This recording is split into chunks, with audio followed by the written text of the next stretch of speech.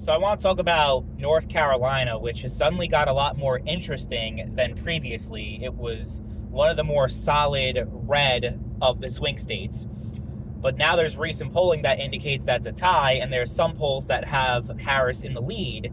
Now, I'll caution Harris supporters by reminding them that Trump has never been in the lead in any of the North Carolina polls during any of his campaigns. In 2016 and 2020, he like the average of the polls always had the Democrat, whether it was Hillary or Biden, ahead of Trump.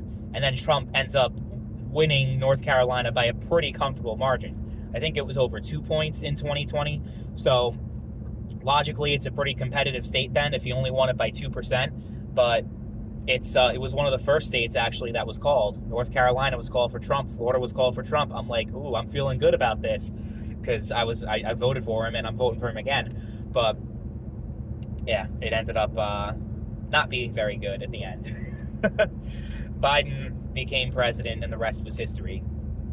So, yeah, hopefully this time things go different. But I've seen some weird polls out there, though. I've seen some polls from different places that had Trump up in Michigan, but down in North Carolina. I'm like, that doesn't make any sense at all. I don't see that ever happening. If Trump loses North Carolina, he loses all these other states.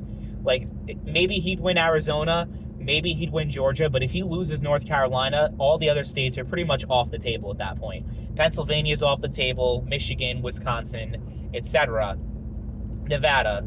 Like, I do not see that as even a remote possibility. I saw this I forget what the model was called. It was called the most accurate model in 2020 and 2016, which I don't even know if it's true. I didn't even look into it, but it was on, I saw it on Reddit, and it said Harris up 2% in North Carolina, but then it has Trump winning the election. It has him winning in Michigan. It has him winning in Pennsylvania, and it has him winning the entire election, but losing by a pretty good percentage in North Carolina. I'm like, I don't know about that. I mean, North Carolina has never been a Republican stronghold. Absolutely not. It's always been a very purple state. But considering the strong Democratic history in Wisconsin and Michigan and Pennsylvania, I don't see Trump winning those states but then losing Carolina. It doesn't add up. It just doesn't make any sense based on historical trends and based off everything else. Now, granted, you would have said the same thing 4 years ago, right? Before the election would have even happened, even Democrats wouldn't have expected Florida to be red and then Georgia to go blue, because Georgia was always considered more Republican than Florida was. Florida, up until the 2020 election, was considered a pretty, it was a state that determined the outcome of the election. It was a very strong competitive state. Not so much anymore. It's pretty much locked in for the GOP now, which is crazy. And I honestly think Ron DeSantis deserves a lot of the credit for that. But it's, we'll see how things go. But no. First of all, I don't think Trump is going to lose North Carolina at all, regardless of the outcome of the election. I don't think Trump's losing North Carolina. But if he does, it's, he ain't winning any of these other states. Absolutely not. But it's interesting, it'll be interesting. Maybe North Carolina is going to be the new Florida going forward, but I think it's honestly, Pennsylvania is going to be the real state that's going to determine everything, not North Carolina.